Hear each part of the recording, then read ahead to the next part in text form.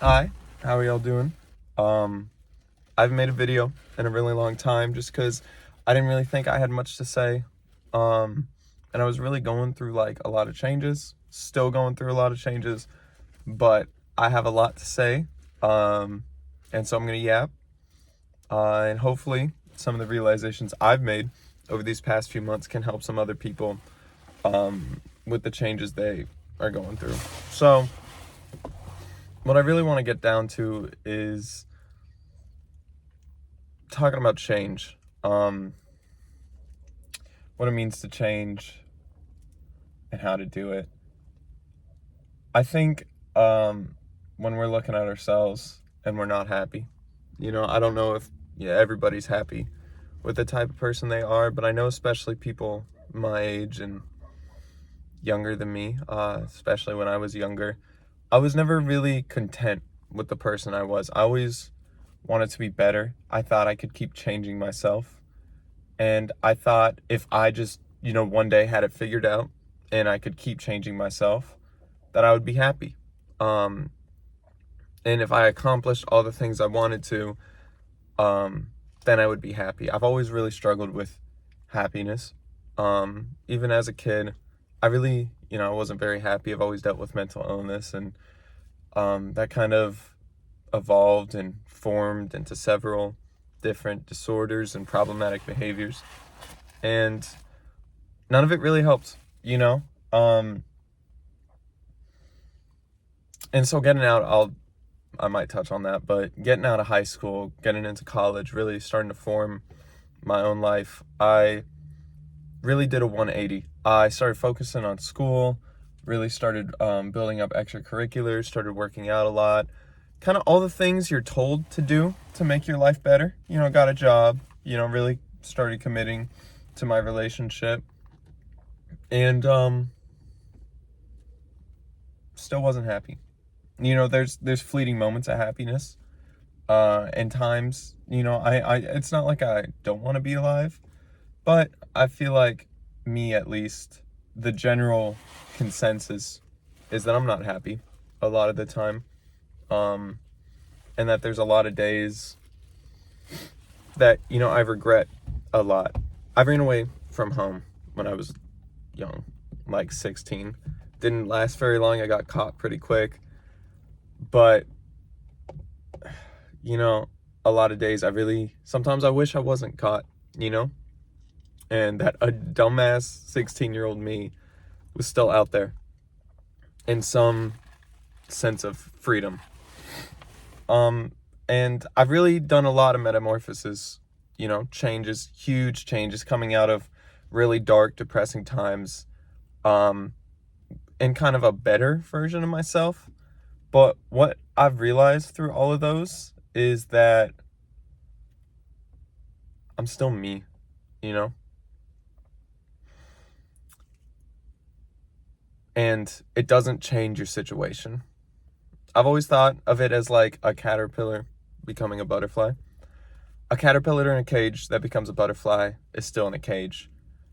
But that doesn't mean the butterfly is any less of a butterfly than a butterfly outside of the cage. You know? At the end of the day, no matter how much you change yourself and how much you want to be different, you are yourself. No matter how much you hate the person you used to be, or regret the decisions you've made at points in time, you're still going to be yourself 20 days, 20 months, 20 years after that point. The caterpillar will always be the caterpillar deep down, even if it's a butterfly. It's still the same, biological organism, but when it comes to us, whether you believe in a soul or not, I don't think the shape of your soul can change. I don't think the type of person you truly are can ever really change, but I believe people can make great changes in the type of, their day to day. And I guess the type of person they are, but not those deep rooted, just you. And no matter how angry I would get at myself and how disappointed I would be at my current situation, how just distraught I was that I'm me, it didn't change anything. You know, I had an eating disorder. I hated my weight. I hated my health. I lost weight. And while it's easier to like yourself when you fit an aesthetic that, you know, is popular by societal standards, but also by personal standards, deep down, those problems are still there. I still struggled with a lot of the same issues I did before. And no matter how many of these changes I tried to make by burning away the past version of myself, didn't do much. I got better in certain areas and I got worse in others. But at the end of the day, I kept realizing that it was me.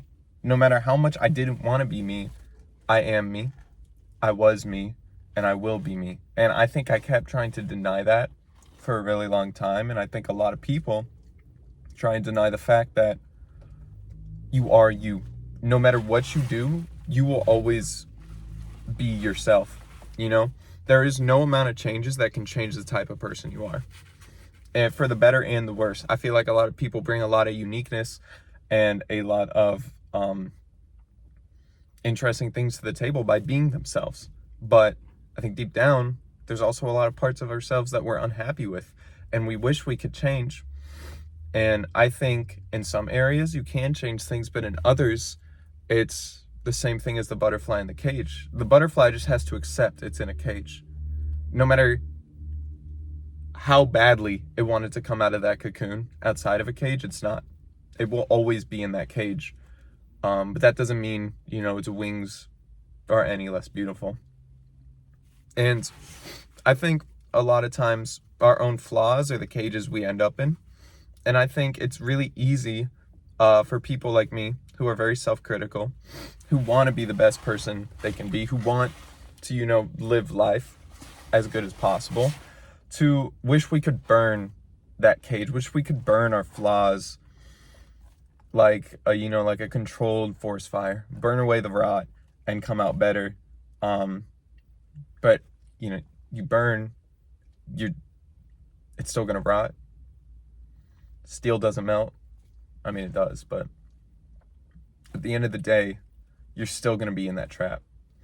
No matter how hot those flames are, no matter how much hate in your heart you have for yourself, and how much different of a person you want to be, at the end of the day, you will still be that same person at the end of it. And other people, you know, they may look and they may see you as a completely different person. And for a while, you may be able to lie to yourself and tell you are a different person, but you're not. You just changed, and you're still you. I mean, we look back to ourselves at 6 years old, and you don't think of that as like, I don't think of my 6-year-old self as a Jacob, like some random kid named Jacob. That was me, and he will always be me. The mistakes I've made, the person I was at those points, that will always be me. And that's a hard pill to swallow. Especially as you grow up and you start reminiscing on childhood. And, you know, the older you get, there's that bittersweet feeling comes, but there's also, I feel a lot of anger. Because I lost a lot of really good moments because of my mental health. And I made a real lot of really poor decisions. I mean, ran away from home. I have a loving family. Doesn't mean everything was always perfect, but, you know, I had to get to a point where I felt like things were so wrong that that was my solution. And I don't think you had to make drastic mistakes or drastic choices at younger ages to regret the type of person you were and what you decided to do. I think we all do, deep down.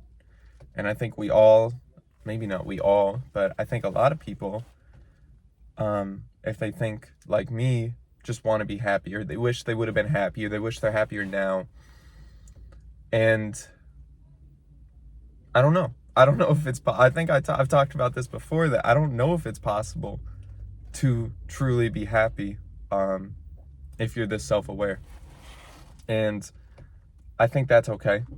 I think a lot of times we can think of life as, you know, it's supposedly supposed to be this choreographed dance of perfection, a happy life, goes exactly how either society or yourself deems it to be, how the people around you deem a happy life to be. But I think as I get older, I think that's wrong. I think life is meant to be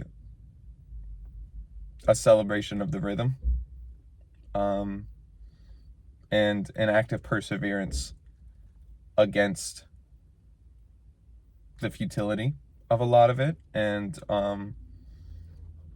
the anger and the sadness we feel throughout it. I think to truly be happy, you've got to burn it all away with love. You've got to break down the parts of life you don't enjoy. And instead of coming at it with hate, coming at it with feeling like being despised at it, try and love it for what it is. I think that's hard for some situations. I mean, some people, that's easier said than others. Some people are their lives are being risked by negative parts of life, and that's hard to love. But I don't think you have to love every bit of it, but I think you should strive to love most of it. Because I think that's the only way you're going to hear the rhythm of life that makes it enjoyable. I think its imperfections is what makes life beautiful. And I think for a long time, and probably still now, that I'm not going to be able to do that. And I haven't been able to do that. I just want it to be perfect. I want it to be everything. When I think something is as good as it's going to be. And I think that's okay. Because something is infinitely better than nothing. And loving something is the only way to be happy. If you truly think deeply about it.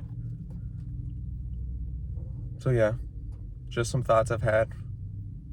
I'm going to go eat some mac and cheese, go back to my classes, and, try to get myself out of this hole I've put myself into, because I wasn't happy. I wasn't trying to enjoy the rhythm. I was just trying to be perfect or live perfectly, and it doesn't work. You got to try to enjoy your days before you enjoy a lifetime.